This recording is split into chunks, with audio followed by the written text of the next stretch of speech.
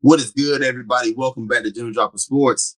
I'm your host, Sean T. Stewart, back here with my dog, Ace, man. Look at hey, yeah, man. You had the nerve to say you were nervous about this game. I cannot believe you, brother. Like, have some faith, brother. You know what I'm saying? Like, have some courage in your conviction and stand on 10, brother. We at no point we ain't look here, man. Look here, bro. We not Alabama. You know what I'm saying? We don't lose the Vandy. We don't do that here. You know what I'm saying? We're a real program. Yeah, yeah. That miracle shit, hey, we had to cut that shit out. You know, that little miracle, you know what I'm saying? What's that Jeremy Lin run they had going on? Yeah, that's over with. Yeah, yeah. Hate to Yeah, spoil. exactly. Much respect to Vanderbilt, though. Much respect to Vanderbilt, man. Their coach really got something going.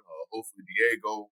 I think I saw something about he about to sue the NCAA about something, but hopefully get that situation worked out. He come back next year. Let's run it back. You know what I'm saying? Hopefully y'all, bounce back. But like I said, Shanti, we got to put belts to ass. You know what I'm saying? Belts to ass. What, 3 weeks in a row now? Is that 3 weeks in a row? Belts to ass. Yeah, and not only that, bro. And here's a stat. Here's a stat I gotta bring up because I seen this number. I'm like, bro, there's no way that we cannot talk about what this means. So Gamecock, our good friend Gamecock Rust at Rusty B25, he made a list of 21 point plus wins against SEC teams at South Carolina, and we went with the last three head coaches. So that was Spurrier, Muschamp, and now in Shane Beamer.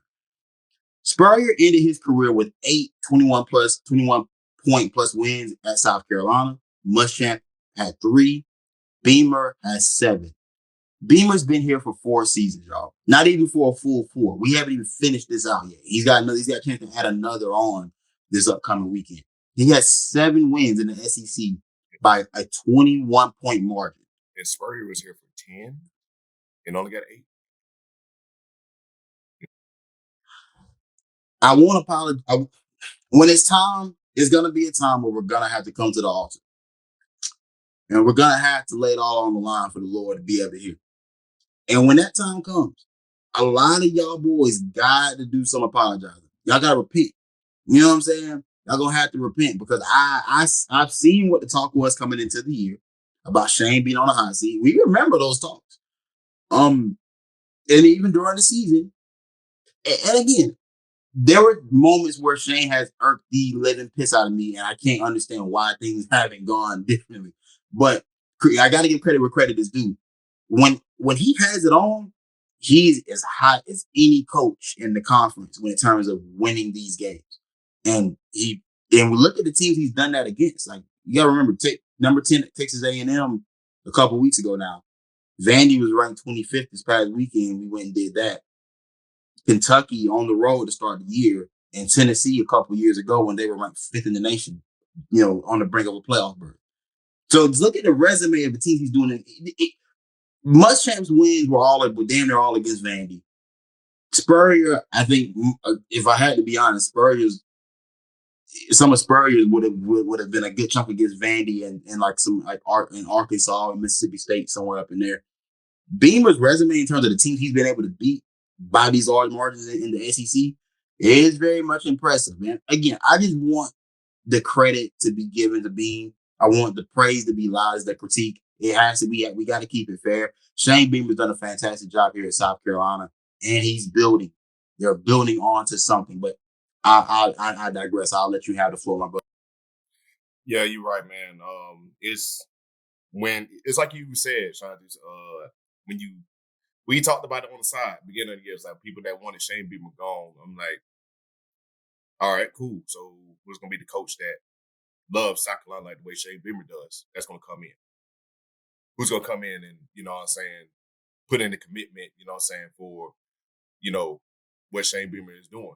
And this guy, yeah, granted, yes, he has done some corny things and stuff like that, and we don't know how to look. That man, Beam's like 45 or 50 years old, bro. Here we are, we young, late 20s, black men. We all younger guys. We ain't gonna understand those. We never gonna understand. But what we do understand is that Beam is really locking in. He's locking in on the recruiting. He have at least 50 plus recruits coming in each game. He's trying to turn this around. He's trying to build something here, and hopefully the momentum that we are getting, Lenore's, man, we got to talk about him a lot later, but Lenore's, he is really bringing attraction to this team. And not even that, just his defense too. Kyle Kennard, Dylan Stewart, you know what I'm saying? I got to talk to you on the side too, man. I had brought up, I was in, what's my man? Q from Famously Garnett, their show. I was talking to him in the space about the Dylan Stewart NIL situation. But, if we got time, we may talk about it on here, but we talk about it on the side. But look, Beam, he knows what to do. He knows what commitment is. He was here during the Spurrier era. He knows what this culture needs to be successful. Absolutely, man. I mean, and we can talk a bit more about the game itself. This is one of those performances where there isn't a whole lot for us to really say in terms of, like, I don't have to give these rah-rah speeches that we've given the past couple weeks. We literally just went out, we played our brand of football, which I'm so glad that we know what our brand of football is, which is ground and pound, win the line of scrimmage, and lean on a dominant defense. We play to our strengths. We won the time of possession by we won, and that was great in order to keep Diego Pavia, who that Vandy offense, if you've seen them, they have won the time of, in their wins, they won the time of possession. They've been able to keep defenses out there. Diego Pavia is able to improvise and create plays. Our defense, being what they've been, kept that to a minimum. He had the one drive where they scored, where he got to create, but other than that, that did not happen. And Vandy is Vanderbilt has improved immensely. South Carolina is at a place right now where you got to start talking about us when you talk about the upper echelon of the conference right now in terms of the talent that's currently in the room. We have real NFL guys across that defense, and it shows up each and every week when you play good teams. When you play good teams that are coming in and they have confidence, and you wax. You know what I'm saying? It shows the depth that we have on our unit. And like I said, Rocket Sanders, kudos to him, because at a point, it didn't look like it was going to ever get figured out. He's gotten back healthy. It's stabilized, and he's been running rampant. In the passing game, he's been a huge boost. In the running game, he's obviously been what we thought he would be. And again, like you said, alongside Lenore Sellers, who is he is figuring it out each and every week. He's grown so much so since Old Dominion. You think about Old Dominion to current day Lenore's, like, it is night and day. A kid that is very much watched the tape, seeing what his mistakes were, and has a much better feel for the game now going into the last month of the season. I'm just impressed. I'm impressed with what we did, and I'm glad we got a win that didn't take me having to be on the edge of my seat to have to get. That tells me this program is on the uptick, and they're starting to figure out who they are, and they're playing to that strength each and every week, and not having to figure it out on the fly. And speaking of the Norse, shout out to our good friend Aaron Murray, former Georgia Bulldog. But so he ranked our guy, Lenore Sellers, top 3 quarterback in the SEC right now, which is ahead of him is Jackson Dart, Jalen Milroe, which I can make an argument that Norris and Jalen need to switch spots, but that's neither here nor there. You got Quinn Ewers at 4, Garrett Nussmeyer at 5. I'm not going to go through the rest. But, yeah, man. This kid, man, being at the Old Dominion game, bro, I was so nervous about going on the next year, but I was like, you know what, I ain't going to switch up on, bro. This is first, the Old Dominion games is first go at, quarterback.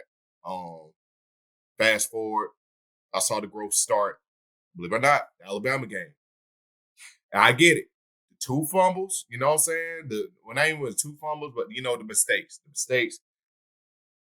I gave him grace. I'm like, even though we still in the game, defense still playing good, you know what I'm saying? He had a chance at the end. You know what I'm saying? He went for the touchdown. Instead, taking the check down. We got a field goal. But who knows? The way that kicker is, bro, I mean, we got to have a discussion on it one day. Kicker not good. He's not that good, man. So I ain't want to put I ain't want to put that game in the hands of that kicker anyway, bro. But man, if we can just keep this going, bro.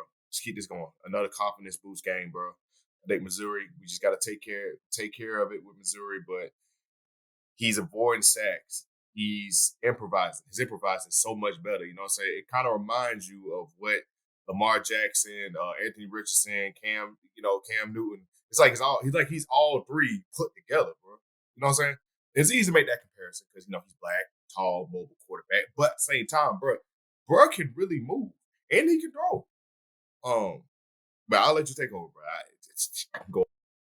But here's the thing. I mean, like, there's so much to talk about in terms of what his sheer numbers don't tell you the true story in terms of how much he means to this offense. Because again, last year, these are plays that wouldn't have been made. Because I mean, him and Spencer are two totally different types of quarterbacks. But these are plays that just couldn't have been made last year with the unit that we had.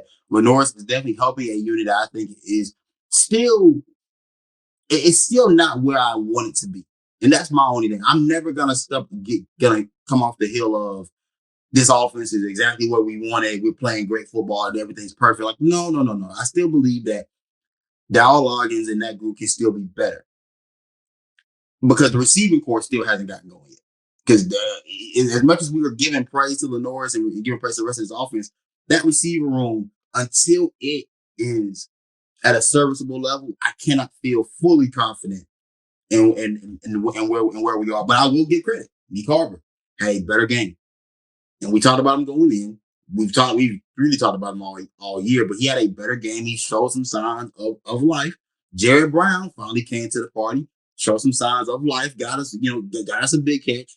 The more we can get those guys involved, and obviously when MIZZOU Bennett gets back, that'll really help, stabilize everything. But I hope he's 100% before he touches the field again, or at least somewhere close to it. Whenever we can figure out the passing attack with our receivers, that will be when I can fully have confidence in this unit. But I do still go into each and every week with this offense being like, I don't quite know what we're going to be. But I will give credit to the offensive line as far as their run blocking. They are a great run blocking unit. And I got to give credit to Dow Loggins. He's dialing the game up how I think it should be for right now. Until we can get things figured out, he's dialed up good game plans for the past couple of weeks. I have to give him credit for that. And until he shows me otherwise, I cannot really disparage him yet. But I'm not going to say a lot of y'all like I'm fully confident that Dowlog is going to keep putting up these 30+ point days, and that's how that's going to be. I'm like, no. But there isn't a defense until we play Clemson that I fear that can make us get out of ourselves. And I mean, I guess we can kind of transition a little bit into the Missouri game in terms of how we think that matchup will go. Unless you have anything else you want to. I'm good, man. Just to piggyback off the what you said with Spencer Rattler, everything like last year, and that's what makes Lenoris so special. Because Lenoris is technically Beam's first guy. Really think about it. I mean, I think Beam's first year he had what Colin Hill. No, Colin Hill was Muschamp's last year. Beam's first year is Jason Brown, Zeb Nolan, Jason Brown, Luke Doty, and De'Carrion Jordan. Just remember that's what he had to deal with his first year to get 7 wins. That was a 7-win football team. As for everyone else that does not seem to appreciate what Beam has done, that was a Zeb Nolan, Luke Doty, Jason Brown, De'Carrion Jordan quarterback room that won 7 games. But proceed. And then we went out, got a guy Spencer Rattler. You know what I'm saying? I hate to say it, Rattler got held back by a certain OC that just got fired again. But anyway, drop my damn phone. But second year, first year with Dow Loggins, didn't really go as planned. Then this year, man, it's rolling. We bowl eligible. You know what I'm saying? So this can really show that Beam can develop a quarterback. So I mean, hey, hopefully there's more on the way. More 5 stars on the way. But as of right now, I think we're gonna have a good time, Lenoris, for these next 3, potentially 4 years. So that's all I just gotta say, man. Lenoris is a special kid, bro. He's gonna be a special kid, man, and he is gonna be that guy that might end up. We talk discussion as the best QB. I sent y'all. I wish we had time. But remember, I sent y'all the stats of Connor Shaw first year as a starter versus Lenore's. Damn near similar. So, you know. And look, I'm ready to have a discussion whenever everybody else is, but we won't do it this week. We'll let things continue to play out. But just to touch on Mizzou a little bit. This is a team that offensively has not been the offensive powerhouse that we thought it would be coming into the year. Luther Burden, Theo Weiss, with what they were bringing back at receiver, everyone's under the impression this offense would take flight. Brady Cook has been injured. He's also played.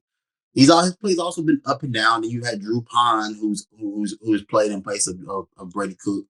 For South Carolina, I mean, I think the game plan is simple again. It's very simple. Whereas like, because I know who we are, I don't have to really go too deep into in depth about what we need to do. You have to get to the quarterback, and you're probably gonna have to do it with just four, which is typically what we've been able to do. Why I think it's made our defense such a hard unit to play against, because we're able to get pressure with four. We drop back we drop back seven, and there aren't a whole lot of passing lanes. There aren't a whole lot of big plays to be made in the back end of our defense because of that. So if you can win with four, that will be the key. I think I'm not sure if Brady Cook is gonna play. That information will probably come out by the time we drop this. If he is available, test him and see how mobile he is right now. Because he's got lower body injury. You need to put him in flux. Kyle Kennard, Dylan Stewart, of course, those guys. Hey, you'll get there and make life very difficult for that young man in terms of being able to move around and being able to create. As far as our corner matchup, I think we're fine. Luther Burden is one of those ones. Let's not get it twisted. Luther Burden is one of those ones. Theo Weiss is another solid receiver. We're solid enough in the back end where I think we should be okay. Nick Harper's one of them too. Test it. That's my message to you, Eli Drinkwitz. Please test it. Hey, man. Yeah. I like our secondary enough in this matchup where I don't feel I'm not overly stressed, but I do understand that Missouri is a good team. Missouri is still a solid football team. I think us being a 13.5-point favorite is kind of crazy to me. That's a bit much for my liking, but overall, I'm not overly anything about this. I think whether we'll be us being able to control the line of scrimmage in terms of running the football will always be the key for us on offense. I do have to continue to see more from our receiving core, though. I do think this is one of those matchups where if you can't do anything passing wise in terms of getting your receivers involved, it will be a tough game for you to win. I don't expect a 13-point victory for us in this game. I expect this to be closer, but if we're gonna get it, it'll be under 10. That's what I say. If we are able to get it, I won't pick it, but it's gonna be a tighter matchup for sure. Excuse me. I meant to say Nick Emanwari is one of those ones. So Eli, please test him. Test him. Throw to Luke the Burden side, please. Please test him. But now you're right, man. I think this is a game that's got to be similar to Vanderbilt. Just take over the time of possession. I watched I watched the end of Oklahoma and Missouri. That game was a snooze fest. The beginning of it, and then it just got drunk real quick. Like how you take your homeboy. You know what I'm saying. You know how you take your homeboy that don't be out, that don't go out much. You know what I'm saying. He bored. He a little boring at first. Then he get about 5 good shots, that double shot of Jack. You know what I'm saying. That shit start to kick in about an hour later. Yeah, that's how that game went. That's how that game went, man. Either team could have won. Oklahoma could have won that game. Mizzou could have won that game, but they both needed miracles. But fast forward. I'm just gonna say again, compete, bro. I don't want to. A part of me want to go with my gut and say how I really want to feel.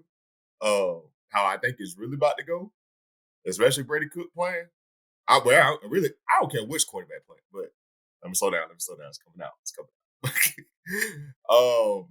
Man, just compete, man. Take over the line.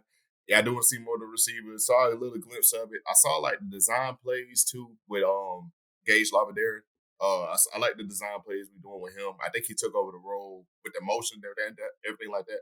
He took over the motion of what MIZZOU would have been doing.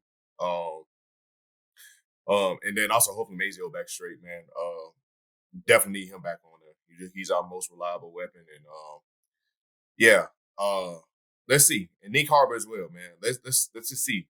I like the design play. I like the first play with Vandy as well. We just went straight deep, just see what Vandy gonna do and how he, taking a deep shot. I think we need to do that again with Mizzou. Do it again. See what they do. You know what I'm saying? Do it again. First play, deep shot to Nick Harbor. Let's see what they do. How they, to show that we can throw it too. We're not just no run, ground and pound team. We can throw it too. So yeah. And this is a big game, bro. Eli Drinkwitz has owned us for 5 years straight, even in his days at Appalachian State. If anybody can remember the Ryan Halisky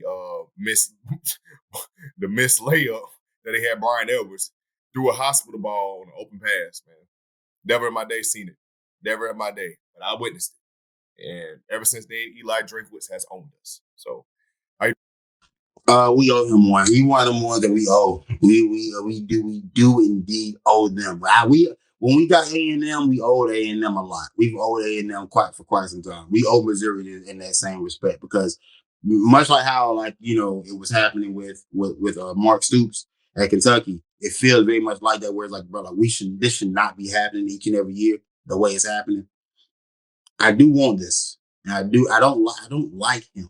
I don't like bro at all, and like in the slightest. So I do very much want this win in one of the worst ways possible. But like you said, compete, do what you're supposed to do, handle business, and we'll